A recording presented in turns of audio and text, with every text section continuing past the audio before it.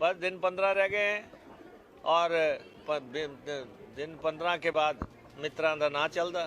दिसंबर का महीना होगा और फिर मित्रां दा ना चलदा। वरिष्ठ कांग्रेस नेता और हिमाचल के पहले उप मुख्यमंत्री मुकेश अग्निहोत्री ने मतदान से पहले ये बात कही थी और अब वाकई यही हो रहा है।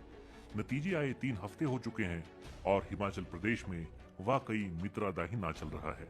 ये 2 मित्र हैं मुख्यमंत्री सुखविंदर सिंह सुक्खू और उप मुख्यमंत्री मुकेश अग्निहोत्री। कांग्रेस की सरकार में यही मुख्यमंत्री हैं और मंत्री भी। बाकी मंत्री कब शपथ लेंगे और कब मंत्रियों का मंडल बनेगा, इस सवाल का जवाब किसी के पास नहीं, मुख्यमंत्री के पास भी नहीं। मंत्रिमंडल विस्तार भी करेंगे और सेशन भी करेंगे, आपका सहयोग भी लेंगे। आपको क्रिसमस की बहुत और अब तो इस सवाल की चिंता भी किसी को नहीं है, सिवाय उन लोगों के जिन्हें पहली कैबिनेट में पूरे किए जाने वाले वादों की उम्मीद है, जैसे कि युवाओं को 5 लाख रोजगार, जिनमें से 1 लाख सरकारी नौकरियां होंगी।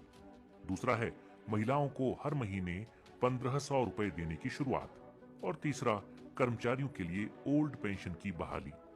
इन 3 मुख्य गारंटियों को पहली कैबिनेट में देने के वादे वाले पोस्टर अभी भी शिमला में कांग्रेस के मुख्यालय पर लगे हुए हैं, लेकिन जैसे जैसे समय बीत रहा है, कर्मचारियों को छोड़ दें तो बेरोजगार युवाओं और 18 से 60 साल की उम्र की महिलाओं की उम्मीदें कमजोर होती जा रही हैं। पहली बात युवाओं को रोजगार की। कांग्रेस का दावा था कि बीजेपी सरकार के समय जितने संस्थान हैं, उनमें 63,000 पद खाली हैं। 63,000 से ज्यादा सरकारी नौकरियां खाली पड़ी हुई हैं, पद खाली हैं, 5 सालों से खाली हैं, भरे नहीं जा रहे हैं। अब कांग्रेस ने सत्ता में आने के बाद 900 संस्थान डिनोटिफाई कर दिए हैं। अगर हर संस्थान में विभिन्न पदों का औसत 10 भी माने तो भी 9,000 पद कांग्रेस की सरकार आते ही खत्म कर चुकी है।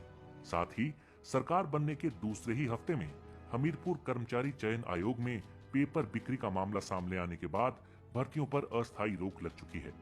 जब पहले से प्रस्तावित भर्तियां ही रुक गई हैं, तो आगे जो 1 लाख पद कांग्रेस ने भरने थे और पहली ही कैबिनेट के माध्यम से भरने थे, उन्हें लेकर भी प्रश्न चिन्ह लग गया है। रही महिलाओं को 1500 रुपए हर महीने देने की बात, तो अब मुख्यमंत्री सुखविंदर सिंह सुक्खू एक राष्ट्रीय चैनल में कह चुके हैं कि कांग्रेस की गारंटियां 5 साल में कभी भी लागू की जा सकती हैं, 1 महीने की बात नहीं है। हमने कोई 1 महीने में वादा नहीं किया है, हमने 5 साल का वादा किया है। हमारी गारंटी योजना 5 साल की है। हमारे रिसोर्सेज बढ़ रहे हैं, हमारे संसाधन बढ़ रहे हैं। जब संसाधन रिसोर्सेज बढ़ेंगे तो हम उनको 1500 रुपए प्रति माह पेंशन भी देंगे। भले ही उनकी पार्टी के मुख्यालय पर लगा पोस्टर कुछ और कह रहा हो और उनके मंत्रिमंडल के एकमात्र सहयोगी चुनाव से पहले कुछ ऐसी गणना करते दिख रहे हों। जैसे ही सरकार बनेगी, ये कितनी संख्या में महिलाएं हैं यहाँ पे, आपको 18 साल से 60 साल की जितनी भी महिलाएं हैं, आपको इधर सरकार बनेगी, उधर मंत्रिमंडल शपथ ग्रहण होगा और दिसंबर महीने से आपके खाते में 1500 रुपए आने शुरू हो जाएंगे।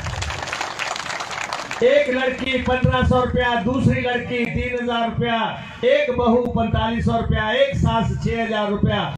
लेकिन शायद कांग्रेस सरकार को इन लिखित वादों का भी कोई फर्क नहीं पड़ रहा।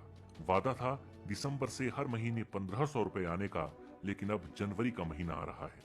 देखना होगा कि महिलाओं से किया गया वादा पूरा होता है या नहीं। रही कर्मचारियों की बात, तो वो पूरी तरह से आशावान है कि उन्हें ओपीएस मिलेगी और पहली कैबिनेट में ही मिलेगी। कांग्रेस की सरकार भी अपनी 10 गारंटियों में से सिर्फ इसी गारंटी को लेकर ज्यादा गंभीर नजर आ रही है। फिर चाहे वो कर्मचारियों से सीधे मिलकर संवाद करना हो या फिर केंद्र से एनपीएस में अपनी हिस्सेदारी मांगना हो। सुक्खू सरकार ने स्पष्ट कर दिया है कि पहली कैबिनेट में कोई और फैसला हो या ना हो, ओपीएस देने का वादा तो जरूर पूरा होगा। दूसरी ओर बीजेपी अब तंज कसने लगी है। उसका कहना है कि पहली कैबिनेट में गारंटियां पूरी ना करनी पड़े, इसके लिए कांग्रेस की सरकार मंत्रिमंडल का ही गठन नहीं कर रही। ना होगा मंत्रिमंडल, ना होगी कैबिनेट और ना ही वादे पूरे करने होंगे। कि हिमाचल प्रदेश में सरकार को बने हुए लगभग 15 दिन हुए हैं, 14 दिन हुए हैं, और इन 14 दिन के कार्यकाल में आपने एक चीज देखी, तो हिमाचल प्रदेश के इतिहास में आज से पहले कभी ना देखने को मिला, ना सुनने को मिला।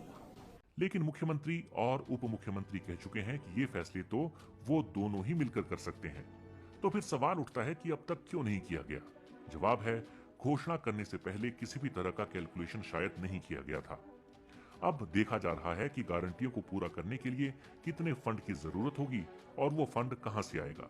जबकि कांग्रेस के यही नेता चुनाव से पहले कहते थे कि हमारे एक्सपर्ट्स ने गणना कर ली है और हम सत्ता में आने के 10 दिन के भीतर वादों को पूरा करके दिखाएंगे। कुछ लोगों ने तो अपने स्क्रीनशॉट संभाल कर रखने के लिए भी कह दिया था। बाकी बातें एक तरफ, सबसे अहम मुद्दा है आखिर मंत्रिमंडल का विस्तार क्यों नहीं हो रहा। इसका एक ही कारण दिखता है, जिस तरह से चुनाव से पहले कांग्रेस में मुख्यमंत्री पद के आधा दर्जन से ज्यादा चाहवान थे, अब उसी तरह मंत्री पद के लिए 40 विधायकों में से कम 2 दर्जन से ज्यादा चाहवान है। लेकिन मंत्रिमंडल में अब सिर्फ 10 लोग ही जगह पा सकते हैं। जिसे मंत्री पद नहीं मिलेगा वो नाराज होगा ही, लेकिन कांग्रेस को शायद इसी नाराजगी से बहुत ज्यादा डर लग रहा है। डर किस बात का है ये तो कांग्रेस के नेता बेहतर जानते होंगे, मगर इतना साफ है कि इस नाराजगी से बचने के लिए ही मंत्रिमंडल का विस्तार टाला जा रहा है। लेकिन जब भी मंत्रिमंडल का विस्तार होगा ये नाराजगी तो उभरनी ही है। इस नाराजगी का असर क्या होगा ये भी देखने लायक होगा। हालांकि इससे बीजेपी को खुश होने की कोई वजह नहीं मिलती, क्योंकि बीजेपी और कांग्रेस की सीटों का अंतर इतना ज्यादा है कि कांग्रेस तमाम अंतर विरोधों के बावजूद 5 साल तक सरकार चला सकती है। हम सत्ता के लिए नहीं आए हैं, हम व्यवस्था परिवर्तन के लिए आए हैं।